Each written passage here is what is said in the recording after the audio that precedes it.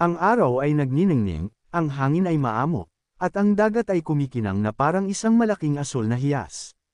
Si Darna, kasama ang kanyang mga kaibigan na sina Ding at ang pamilya nito, ay nagpipiknak sa dalampasigan.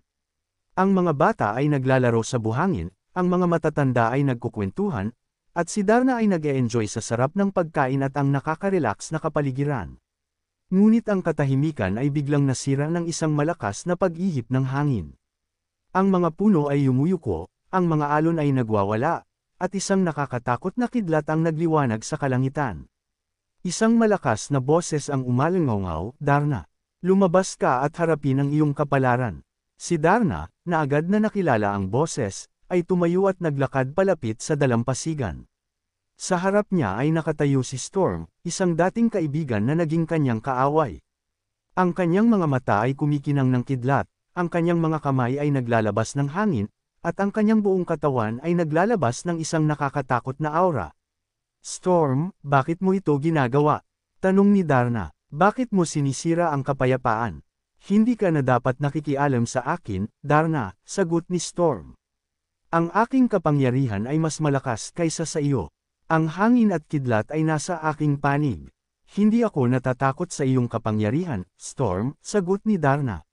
"Hindi ka mananalo." Nagsimula ang laban. Si Storm ay nagpapalipad ng mga kidlat at naglalabas ng malalakas na ihip ng hangin, ngunit si Darna ay nagagawa siyang iwasan at patuloy na sinasalakay. Ang mga puno ay natamba, ang mga bato ay lumilipad, at ang dagat ay nagwawala. Ngunit si Storm ay may isang bagong kapangyarihan. Sa kanyang kamay ay may hawak siyang isang maliit na dalang ilan, na kumikinang ng di karaniwang liwanag. Sa bawat ihip ng hangin, ang dalang ilan ay naglalabas ng isang nakakakilabot na enerhiya, na nagpapalakas sa kapangyarihan ni Storm. "Darna, ang dalang ilan na ito ay nagbibigay sa akin ng kapangyarihan na mas malakas kaysa sa iyo." Sigaw ni Storm. Hindi ka na makakalaban. Ngunit si Darna ay hindi nag-aalala. Alam niyang may paraan upang talunin si Storm. Sa bawat pag-atake ng kanyang kaaway, pinag-aaralan niya ang kanyang mga galaw, hinahanap ang kanyang kahinaan. At sa wakas, nakita na niya ito. Ang dalang ilan, na nagbibigay ng kapangyarihan kay Storm, ay may isang kahinaan. Ito ay sensitibo sa tubig. "Storm, ang iyong dalang ilan ay mahina sa tubig." Sigaw ni Darna. Agad na nag-isip ng paraan si Darna. Sa isang iglap, lumundag siya sa dagat at nagsimulang mag-ikot. Ang kanyang mga paa ay lumikha ng isang malakas na alon, na nagtungo kay Storm. "Hindi ka makakatakas," sigaw ni Darna. Ngunit si Storm, sa kanyang pagmamataas, ay hindi nag-atubiling harapin ang alon. Naglabas siya ng isang malakas na kidlat, na naglalayong patumbahin ang alon ni Darna.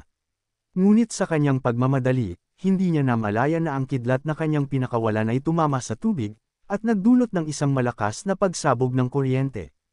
Ang kuryente ay bumalik sa kanya, at siya ay nakuryente ng kanyang sariling kapangyarihan.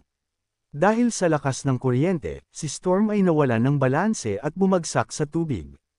Ang kanyang katawan ay nag-iinit at nag-aalab dahil sa kuryente, at siya ay nagpupumiglas sa tubig. Nakita ni Darna ang pagkakataon. Agad siyang lumangoy palapit kay Storm at hinayla siya palabas ng tubig. Ang kanyang katawan ay nag-aalab pa rin, at siya ay halos walang malay. "Storm, tama na," sabi ni Darna. Hindi na kailangan pang magpatuloy sa laban na ito. Si Storm ay nakatingin kay Darna, ang kanyang mga mata ay puno ng pagkabigla at pagsisisi.